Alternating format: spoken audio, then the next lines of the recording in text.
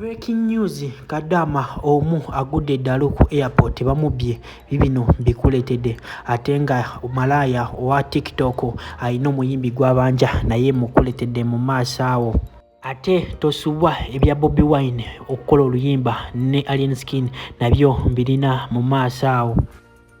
Kakande wamu ne Godfather si birungi details yina mulina maaso awo kale nga wele nkola yaffe wano kwanda boyigi katugene mawulire gaffe agalero ka video mbadde nsaba okampeleka like mu mutima mulungi ka video habenga kasotambula katukire omuntu yenna yendagadde kumanya kweno information Sadiq Property Consultants bagamba jangu baguze ettaka bakutemerako 15% oba ogula ettaka ya million nga 4 ate osogendayo ne bagikuza ku million 3 mukozeseza promo code yaffe yaki ya Wanda Boy UG kale katugene mawulire gaffe agalero Malaya amanyikidwa nga Queen Masolo wali ku TikTok avuddeyo nagamba ntino Eddy Kenzo waliyo omuyimbi omu mu federation yo eyo ejomuyita federation nenne nagamba nti omuyimbi mulenzi muvubuka munene ate nga akwata ekifo ebisooka era nga mu bifo ebisooka tulina mu Palaso tulina mu Eddy Kenzo yennyini naye mwali tulina mu Jose Chameleone waliwo Bebe Cool kitegeeza omukubbo gwabanja sente ze amumanja million 3.7 era nga agamba ntino ye okwebaka naye olunaku lumu lubalwa miliyoni 1 era nga omuyimbi oyo yamuwako mitwalo meka yamuwako mitwalo 3 kitegeeza tino amubanja million 3.7 era navayo nagamba ntino we mutavayo ne mumusasula sente ze agenda kuvayo ayogere erinnya lyoyo muyimbi era nga birenga mukola public shame era nga birenga muswaza eri abantu kaka nakatambiso okewulire ku nkomeo nebirala nina omuntu gwemmanja gundi nkubanja oli muyimbi olina ekifo kinene mu federation simawo mufa oyo Uganda Musician Federation eyeriwo wajja nowagira akaduuka kange emirundi 2 ng'okimanyi buli kusisinkana million 2 ze million 4 nompaako emitwalo 3 nongamba mbu mugenda kuba sente mu federation simba bagenda mugenda funa ku sente nange nenzikiriza kuba munaye mba mmanyi mu sente mu abaziina n'ennaku zigenze bukwano tompa ka sente kange lwaki tonsasula wamamwe abali ku federation eyo mwafunye kasente oba onanfera bufezi n'abeewola temutawaana kuba kati okubanja mwafuuse kirala eno supermarket si kyawola gundi nsasula sente zange muyimbi gwe ate olina munene nnyo olina ekifo nkyemanyi ibyo nonga tubivuddeko kadama yagudde ddala ku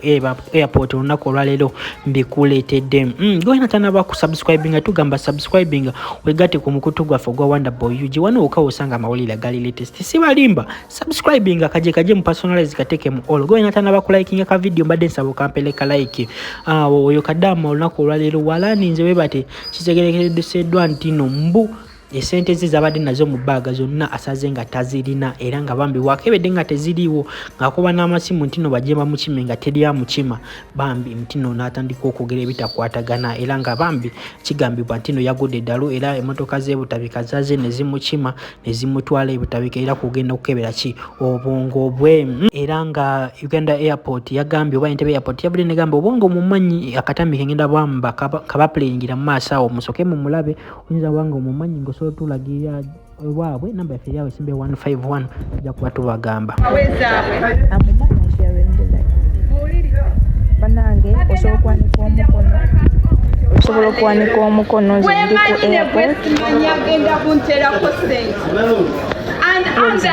bagadde bagikubidde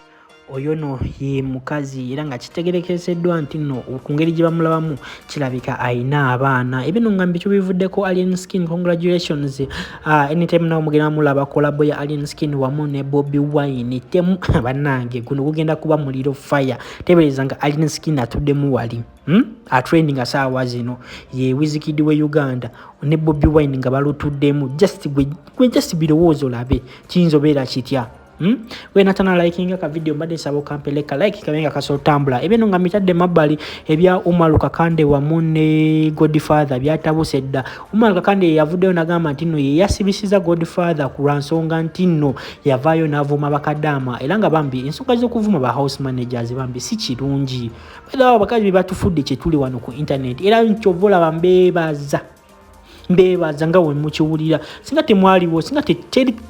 teri amanyi n'okumanya nga nze Wonder Boy UG naye lwakuba mmwe mulimu likinga mu video zaffe muzi subscribinga ku channel zaffe kyova olaba wetuli era nga Omar Kakande kye yakoze bambi nagezako kulanira eddembe lyamwe kati navudlabya abantu abavayo nga bavuma Omar Kakande olololo lwaki gwayingirira bakadama gwalanira bakadama bambi omusajja yavayo naivuma bakadama which was not good ochegeera abamu bakadama bazadde b'abaana abamu ochegeera akana akatambike nganyonyola era ne pressure masawa messages nyingi nnyo zimbuuza ku Godfather abambuuza Umaru kiki amazima gali ntino nze nasibye Godfather because ne Calvin yankubiddeko awo ngamba Gashumba ali mubuuza ba Frank Gashumba bani amazima gali ntino nze nasibye Godfather because ebigambo Godfather byeyogera byali bingi. Godfather yanvuma nga bwe nfera bakadama nga bwe ndi omufere nga bwe naferanga ne bayiga okay ekyo tekyandibadde kikulu because nali mbigumidde because kino nakimanya nti no kijja kubeerawo era nakibagamba mwe abajja bangobera ku YouTube yange nabagamba nti no bali bagezaako nnyo okutondawo olutalo nga balaga nti no program gye twaliko tugiveeko tusigale nga tulowooza nti no nze ne Godfather ffe tulina obuzibu. Some attention nga mmwe abantu abasinga okummanya sawa Godfather attention samuwuliriza so naye Godfather yagenda mu maaso n'okwogera ebigambo bingi nnyo. Nze byonna bigumira abantu bangi banvumye okusiba buli omusikira y'ensonga ate nze saagala nnyo okuleba naye waliwo ekintu ky'otuuka ekiseera n'oteekakoko ekkomo. Amazima gali nti nze nali nkigumidde naye waliwo video gye baakola ne Kabaata Calvin yabadde annyonnyola n'agamba yali ku live eyo then Godfather najjamu oluvannyuma najjamu naye video eyo yampisa bubi nnyo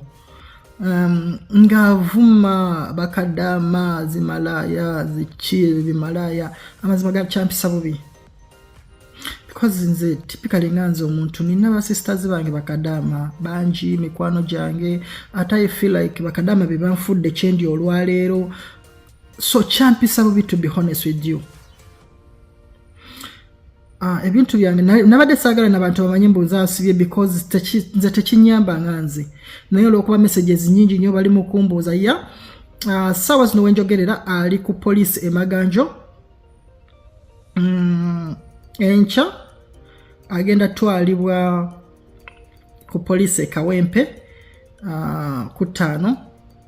enkya ntegeeza olwa Sunday Sunday agadde kusiba Godfather because musajja alina abaana so kansubire ntayize olunaku olw'enkya babadde batuyise babadde bampise bangamba nti n'omalu ngendeyo nsonyiwe ndabe ntuule wansi aneetondere so kandabe naye ekigendererwa kyange tekyabadde kusiba Godfather naye ekigendererwa kyange kyabadde kumulaga nti ebiseera ebisinga toyitawo okuma twogera nnyo ne tuyita we tukoma for God's sake kiyingira mu bulamu bw'omuntu n'ovuma n'okola biki n'ovuma bakadama nga bwe bali malaya bali biki Godfather byanjogerako byonna mwabiraba samwogerako naye samuvumako kandabe naye ekigendererwa kyange tekyabadde kusiba Godfather ino Uganda olimwa ono yakutemune n'amusibisa because munne simanya yamuvuma bamikwano fe tuli baddugavu kye tuli bazungu ebyo ebintu omuntu simana nakuvumako simana n'ogenda n'opipira n'ogenda sana n'omuyitira police simana bamusiba musibe nnyo bannammwe mbasibe nnyo oba mulooza nti omuntu asobola okubeera mulalu nti omuntu asooka kumakya nakuvuma nakulemerako nga tolina kye wamukola omuntu muli basajja omutuukirira ne mumaliriza ebintu man to man oli gw'osibisa muntu mukulu omuteekateeka mu buddukulu mbusimaya yakwogerako simaya yayogera bubi wali mukubidde esimu n'omugaa lwaki tolekera okunvuma lwaki tonneesonyiwa ebyo bye mumalira banamu obudde ne mubatwala mu kkomera lya bisiraani mbusimaya yanvuma simaya naavuma ne bakadama mwana mwe mwandi wendudde amuvuma mugetinga esiriyasi mmwe nze ndabako omuntu anzanya